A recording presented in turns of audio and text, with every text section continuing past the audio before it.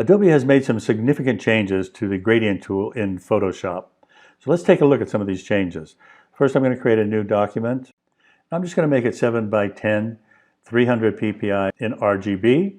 Say create. I'll zoom out a little bit here.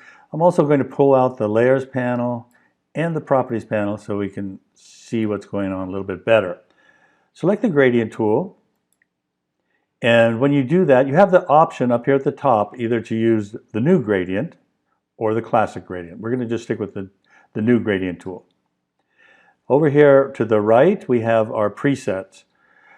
Under basic, these first two are based on the colors in your toolbar at the moment. So this first one is foreground to background. So that's your foreground color to your background color. It goes from 100% opacity to 100% opacity.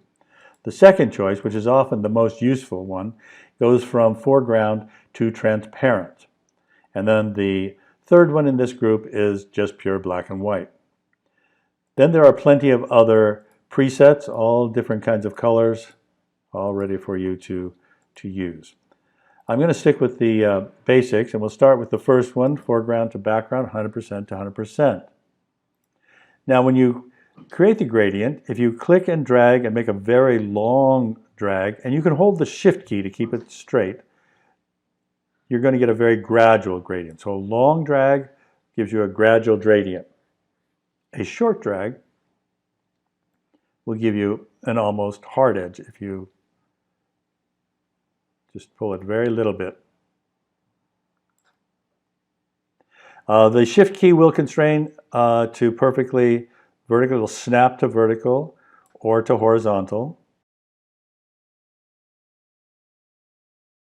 Now let's take a look in the layers panel. First thing you notice is the gradient layer looks different from previous version of Photoshop. It's very similar to if we did a solid color or a gradient from our drop-down menu under the adjustment layers. So if you did a solid color, for example, you're going to get that same sort of frame in the layers panel. This indicates that this is a vector layer and it stays live. By live, I mean you can go back and edit it at any time, and this makes it really easy for making changes and for exploring creative possibilities. So how would we change it?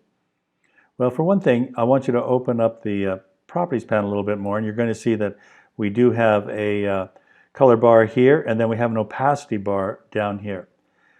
So we can change the color in several ways. I think the easiest is to change it right here in the composition window by double-clicking on either of these color stops. So let's say I want to change it to like a pink, and you'll notice that it updates immediately, which is really nice. Change this one to like more purple, perhaps. Something like that. Notice that we have up here, we have the layer styles. So you can change the layer style, meaning linear, radial, angle, reflect, or diamond. By far the most useful are going to be the linear and the radial. You can change it here at any time. So now I'll pull this down so you can see it more clearly. Okay. And you could change it over here. You could also double click on the thumbnail in the layers panel, bring up the gradient fill box here, and then you can change it in here as well. Generally, Photoshop gives you 3 ways to accomplish exactly the same thing. And through practice, you're going to find what way works best for you. But the beauty of this new tool is it stays editable and you can change it so easily. I love that about this new tool. Now, also, we can add colors to our gradient. Move just to the left of the annotation bar here. You're going to get a plus sign, and I can click there and add a new color. Maybe I'll stick in here something like that. Maybe we'll do another one down here.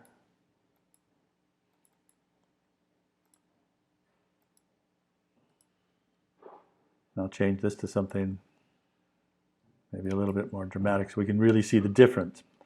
Okay, now as with previous versions, we do have these diamonds in between each of these color stops, and By moving these around, you control how abrupt or how gradual the gradient between the two colors is. So this, as you can see, when I'm modifying it here, it's changing over here in the Properties panel as well. So you can modify it here or over here. What if we wanted some transparency in our gradient? Let's say we wanted to have this last one go to transparent. I could click this button here, a opacity stop, and change the opacity. Now I might want to have a second stop right next to it to keep it opaque, and then change this one to 0. So now if I turn this off, you're going to see the checkerboard. So we're going from all of these colors, now we're going down to transparent.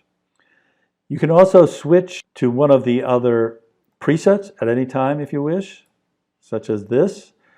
You could take a preset that has multiple colors in it. Let's see if we can find one here. Like this one. This has multiple colors in it already. We've got 3 colors in here. So then you can easily change the colors. You can change the colors over here. You can change the colors over here.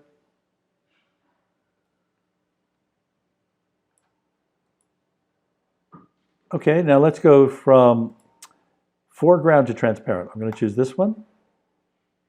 This is by far, I think, the most useful of the gradients, going from the foreground color or from any solid color to transparent. Let's put in a solid layer below it.